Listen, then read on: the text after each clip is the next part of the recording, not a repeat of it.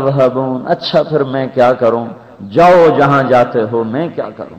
کہاں جا رہے ہو؟ کہاں جا رہے ہو؟ تو میرے بھائیوں،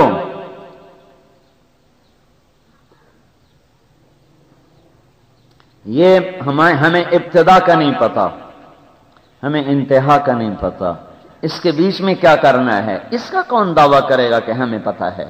یہاں ہمیں اس مالک کی ضرورت ہے جس نے ہمیں دنیا میں بھیجا، اس سے پتا چلے گا کہ کیوں بھیجا، وہ بتائے گا کیوں بھیجا۔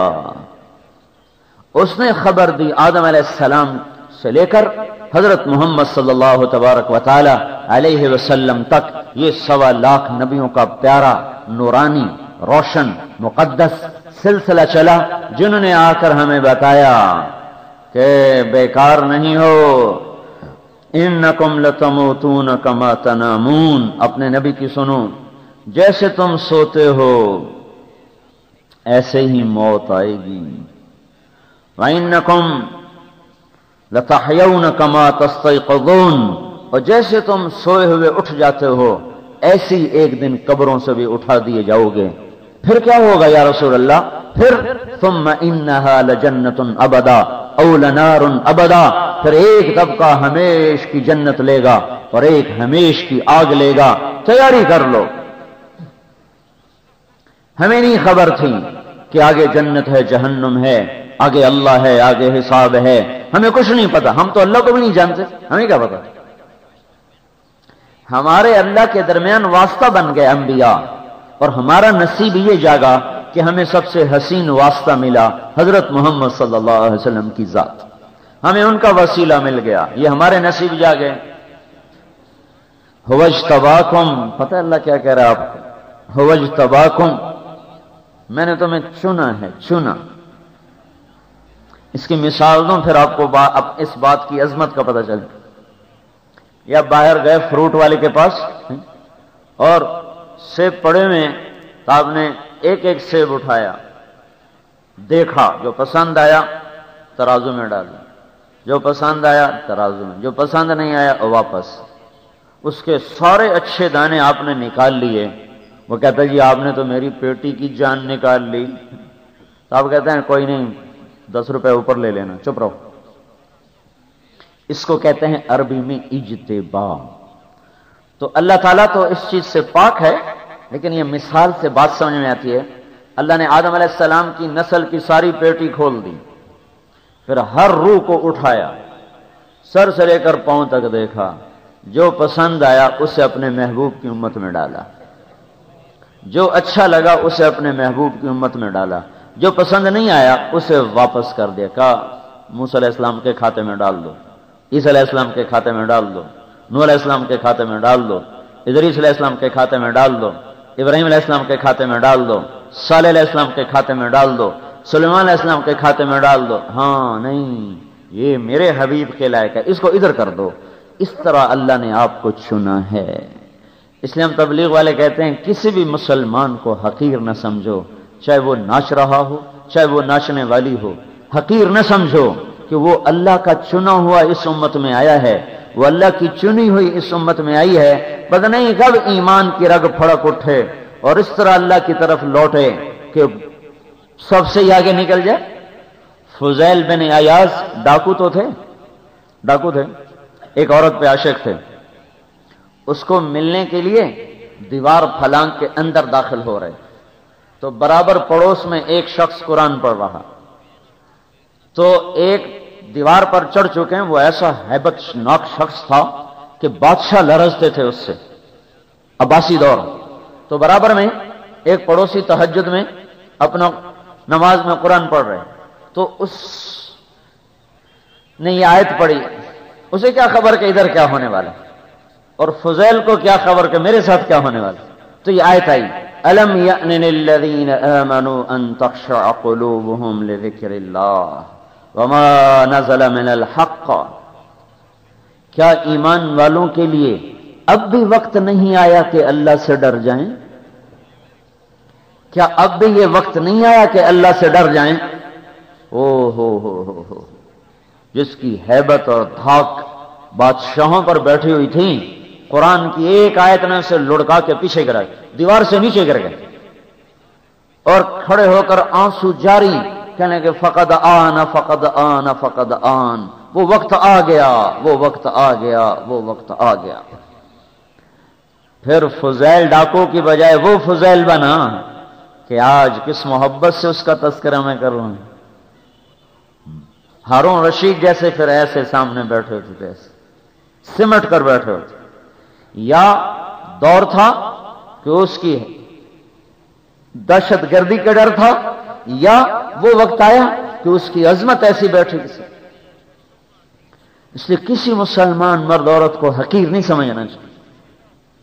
پتہ نہیں کب پانسا پلٹ جائے، کب دل کی دنیا بدل جائے۔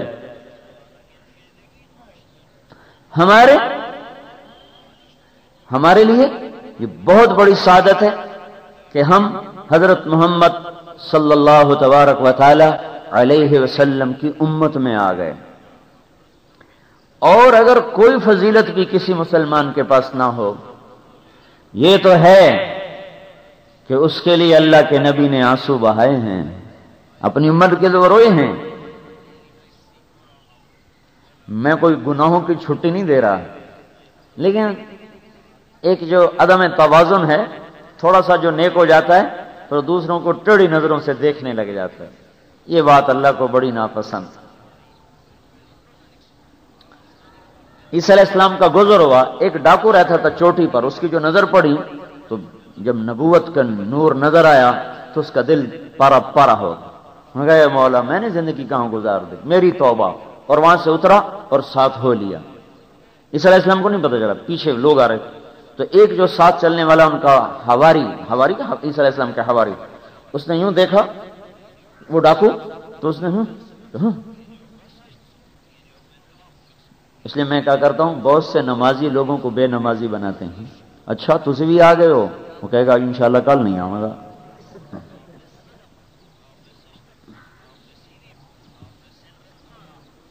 بہت سی بے دینی دیندار لوگ پھیلا رہے ہیں کہ وہ حقیر سمجھتے ہیں ان کو، نفرت سے، نفرت کا معاملہ کر، نفرت تو حرام ہے۔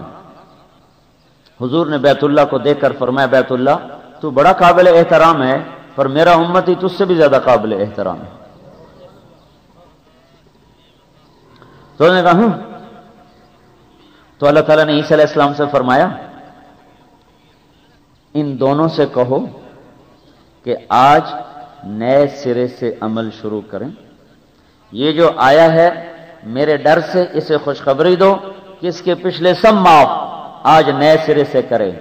اور یہ جو تیرا خدمت گزار ہے، اسے بتا دو کہ تیری ہوں نے جو اس کو حقارت سے تو نے دیکھ کر کیا، تیری پچھلی ساری نیکیوں کو برباد کر دیا، تو بھی نئے سرے سے عمل شروع کر۔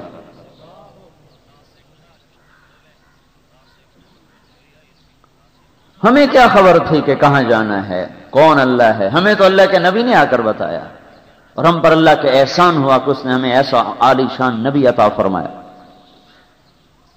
تاریخ کسی یتیم کے لیے قلم نہیں اٹھاتی، انتہائی مطلب ساز اور انتہائی خود غرض قسم کا یہ علم ہے اور یہ فن ہے، یہ صرف بادشاہوں کو اپنے اوراق میں جگہ دیتا ہے۔